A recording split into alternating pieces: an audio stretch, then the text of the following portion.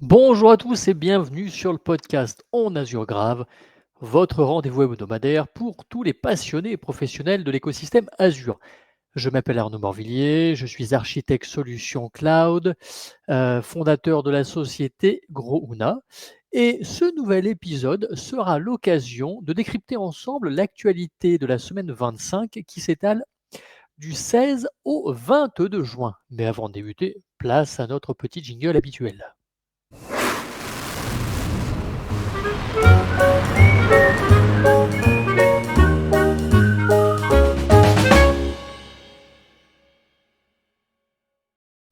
Alors pour ce nouvel épisode, je vous propose évidemment de débuter avec les articles de la semaine. Nous enchaînerons ensuite avec les annonces en JA. Nous poursuivrons avec les annonces en preview et nous terminerons par les décommissions. Petit rappel, tout ce que nous allons aborder aujourd'hui est disponible sur les différentes plateformes de Microsoft. Je n'invente rien, presque. Alors, je vous propose de débuter les articles de la semaine en parlant d'une évolution majeure dans le monde de l'IA.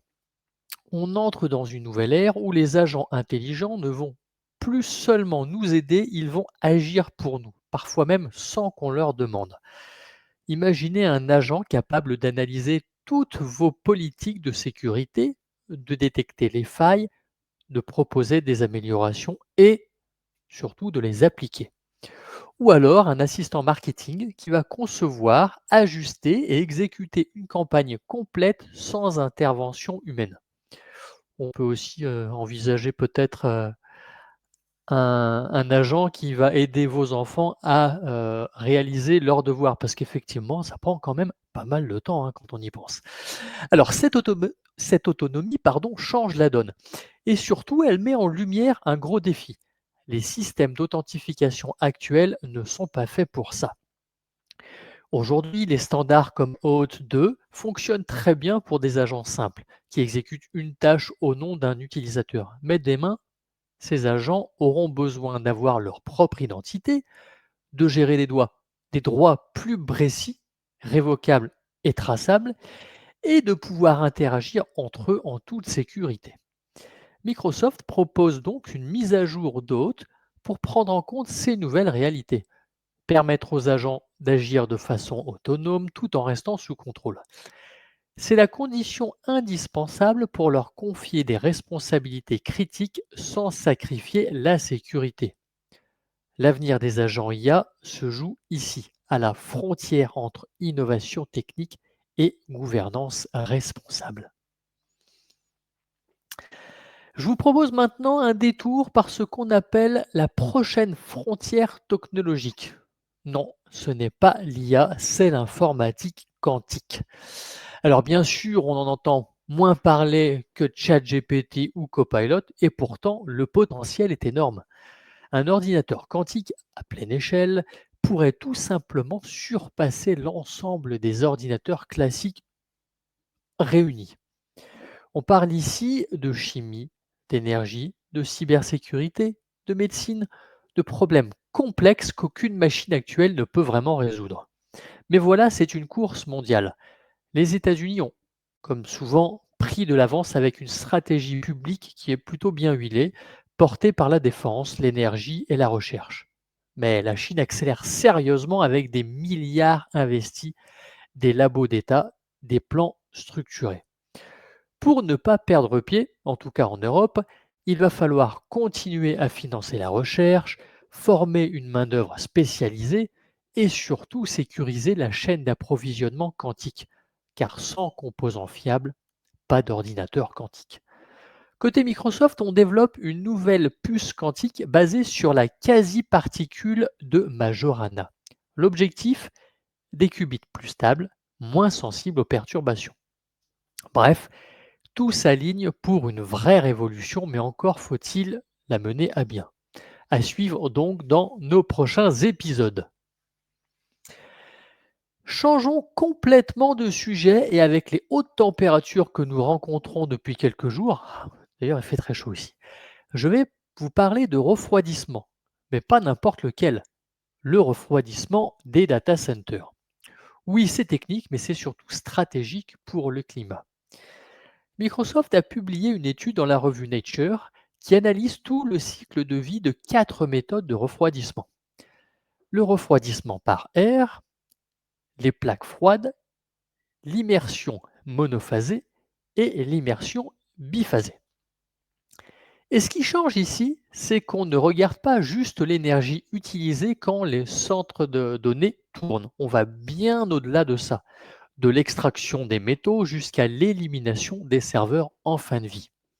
Résultat, les plaques froides que Microsoft déploie déjà et les immersions liquides permettent de réduire significativement les émissions de gaz à effet de serre, la consommation d'énergie et évidemment la consommation d'eau. Petit bémol, l'immersion biphasée utilise des composants PFAS qui proposent un vrai problème réglementaire. Microsoft n'a donc pas encore généralisé cette approche.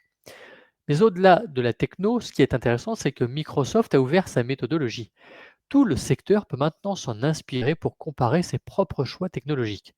Objectif, des décisions plus éclairées, plus durables. Et ce n'est pas fini. La prochaine étude portera sur les puces d'IA. On vous en parlera sûrement très prochainement. On parlait du froid à l'instant. Eh bien, je vous propose d'aller au Danemark.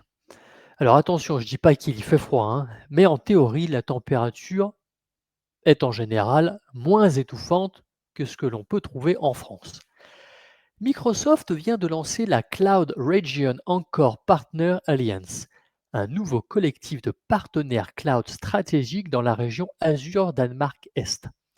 Le principe est simple, proposer aux entreprises danoises des solutions cloud locales, sécurisées, innovantes et souveraines. Et pour cela, Microsoft s'appuie sur des partenaires comme ATA, ITM8, Kyndryl, Fellow, Mind, TCS, Twodey et Heaven. Qu'est-ce qui change? Eh bien, les données finalement ne quittent pas le pays. La conformité avec la réglementation européenne est assurée et les data centers sont alimentés à 100% par des énergies renouvelables. Tiens, justement, on parlait tout à l'heure du refroidissement des data centers. Et bien là, on apprend que ce qui tourne dans la région Danemark-Est est entièrement alimenté par des énergies renouvelables. Alors évidemment, c'est un vrai pari sur l'avenir numérique pour le Danemark, où le cloud devient à la fois un moteur de transformation digitale et un levier pour la durabilité. On vous tient au courant de l'évolution de ce partenariat inédit dans les prochaines semaines. Ah, je suis désolé, j'ai un peu de mal à articuler cet après-midi. Je ne sais pas si c'est de la chaleur ou quoi. Alors, terminons avec une initiative intéressante qui pourrait faire gagner beaucoup de temps aux équipes de cybersécurité. Bon, ce n'est pas mon cas. Dans ce domaine, chaque seconde compte. Le problème, c'est que les infos circulent souvent dans des formats ou des noms différents selon les outils qu'on utilise. Un même groupe d'attaquants peut être appelé Midnight Blizzard par Microsoft, mais Cozy Beer ou APT29 par d'autres. Et ça complique sérieusement la tâche pour corréler les informations et prendre des décisions rapidement. Microsoft et CrowdStrike ont décidé d'agir ensemble. Ils ont aligné leur taxonomie d'acteurs malveillants pour qu'on puisse enfin relier les informations plus vite sans se perdre dans les différents alias. Ils ont publié une première cartographie commune. Elle permet d'identifier plus facilement les groupes de menaces en faisant le lien entre les noms utilisés par les deux plateformes. Ce n'est pas une norme unique, mais plutôt un pont pour aider les équipes à y voir plus clair. Et ce n'est qu'un début puisque Google, Mandiant et Palo Alto Network vont aussi contribuer à cette initiative.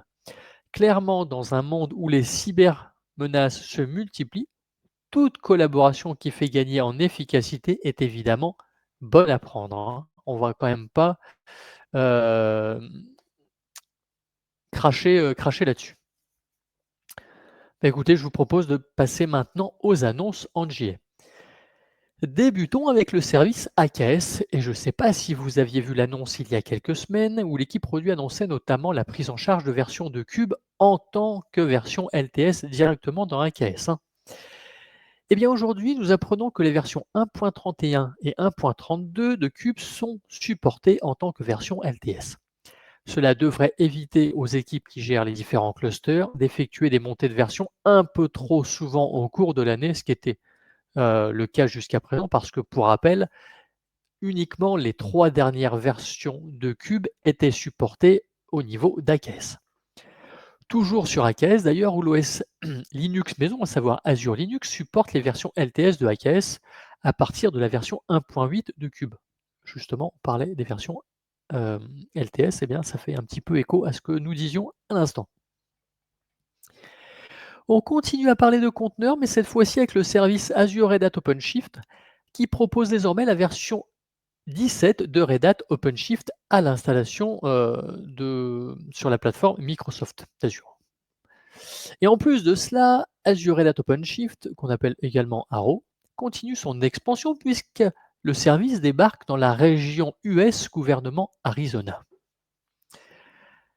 Alors, il y a quelques semaines, nous parlions de la version 17 de PostgreSQL qui débarquait sur Azure Database for PostgreSQL. Eh bien, aujourd'hui, les équipes Azure annoncent que le service de migration disponible nativement dans l'outil propose une montée de version vers la version 17 justement de PostgreSQL. Cela vous permettra de migrer vos charges de travail vers Azure, peu importe où elles se trouvent, que ce soit dans votre environnement on-prem, sur des machines Azure et même hébergées dans différents cloud providers, ce qui est plutôt sympa. Cette semaine, l'équipe produit Azure SQL Managed Instance annonce plusieurs nouveautés. Tout d'abord, la redondance de zone afin d'augmenter la résilience de vos instances Managed Instance, mais aussi la possibilité d'exploiter pleinement vos instances Azure SQL Managed Instance Business Critical grâce à un taux de journalisation considérablement amélioré. Ou encore la possibilité de basculer votre réservation depuis le niveau Business Critical vers le niveau Calcul Standard. Donc ça peut être plutôt sympa. Et à côté de cela, la nouvelle expérience de gestion plus rapide qui améliore l'élasticité en vous permettant de provisionner n'importe quelle configuration Manage Instance en moins de 30 minutes, que vous utilisiez des paramètres par défaut ou personnalisés. Alors, un effort a également été mis sur les opérations de mise à jour et de mise à l'échelle qui sont accélérées, s'effectuant en moins de 60 minutes contre 4 heures auparavant. Alors, moi personnellement, j'ai jamais utilisé ce service, mais je ne savais pas qu'il fallait autant de temps pour provisionner ce type de service ou pour le mettre à jour. Côté Azure Backup, le service étend sa protection puisqu'il peut maintenant sauvegarder et restaurer des disques allant jusqu'à 64 téraoctets de données, ce qui est quand même ouf. Alors sachez toutefois que vous serez limité par une prise en charge sur ces disques pour des VM ne dépassant pas 512 téraoctets de données. Voilà, donc c'est quand même à noter, ça fait quand même pas mal de données, mais bon, c'est une limitation. La plateforme Azure continue son expansion à travers le monde puisque Microsoft ouvre un nouveau data center au Chili avec la région Chile centrale. Parlons un peu maintenant de réseau avec le service Azure Front Door qui gère maintenant les certificats wildcard, ce qui est plutôt cool pour sécuriser plusieurs sous-domaines avec un seul certificat. Évidemment, cette fonctionnalité n'est supportée que sur les niveaux standard et premium, exclut le niveau basique. Du côté de Azure WAF à présent, qui propose une intégration native avec Microsoft Copilot for Security, et ce sont les services Application Gateway et Azure Front Door qui vont évidemment en bénéficier. Cette intégration vous permettra notamment d'analyser les attaques par injection SQL, d'analyser les attaques par cross-site scripting ou CSS, d'analyser les attaques des adresses IP les plus malveillantes qui sont connues auprès de Microsoft, ou encore d'analyser les principales règles de votre firewall applicatif. Et enfin, terminons les annonces en J avec le service Azure Disk qui lui aussi continue son petit bonhomme de chemin pour s'installer dans la région Malaysia Ouest. Eh bien écoutez, je pense que vous pouvez rester confortablement assis sur votre chaise ou votre fauteuil puisque nous allons enchaîner avec les annonces en preview. Débutons avec le service Azure Functions qui propose des améliorations au niveau de la prise en charge d'OpenTelemetry. Vous vous en doutez, ces améliorations offrent une meilleure observabilité, des performances accrues et des analyses plus détaillées sur l'exécution de vos fonctions, ce qui va vous permettre de diagnostiquer les problèmes plus rapidement et d'optimiser vos applications plus efficacement. En tout cas, cela devrait vous aider à faire tout cela. Les admins de AKS vont être contents puisque débarque Ubuntu en version 24.04 à partir de la version 1.32 de Cube. Ainsi, vous pourrez créer des node pools ou mettre à jour les existants vers cette version de Linux. Du nouveau côté Azure SQL Database, puisque la virtualisation des données, qui vous permet d'exploiter tout le potentiel de SQL pour interroger les fichiers CSV, débarque notamment donc, débarque dans Azure. Je reprends, je vous dis n'importe quoi. Je relis ma phrase parce que j'étais parti dans un délire de fou. Du nouveau côté Azure SQL Database, puisque la virtualisation des données vous permet d'exploiter tout le potentiel de SQL pour interroger les fichiers CSV, Parquet et Delta Lake stockés dans Azure Data Lake Storage, génération 2 ou Azure Blob Storage. Cette fonctionnalité permet une intégration et une analyse fluide des données provenant de sources diverses tout en préservant leur format et leur emplacement d'origine. Voilà. Donc désolé pour cette petite reprise, mais comme vous le savez, en général, je ne fais pas de montage, je ne fais pas de découpe. Pourquoi? Parce que je préfère quelque chose qui est fait comme ça, d'un tout, c'est plus simple, pour moi, comme ça j'évite le montage et surtout, au moins, vous voyez ce que je fais, heu, tout au long de l'épisode. Alors côté Azure SQL Managed Instance, vous allez pouvoir dorénavant ajuster la RAM par vCore au sein de vos instances qui devrait peut-être vous permettre d'effectuer quelques économies. Attention toutefois, cette fonctionnalité est disponible exclusivement dans l'offre usage général nouvelle génération pour le matériel de la série Premium.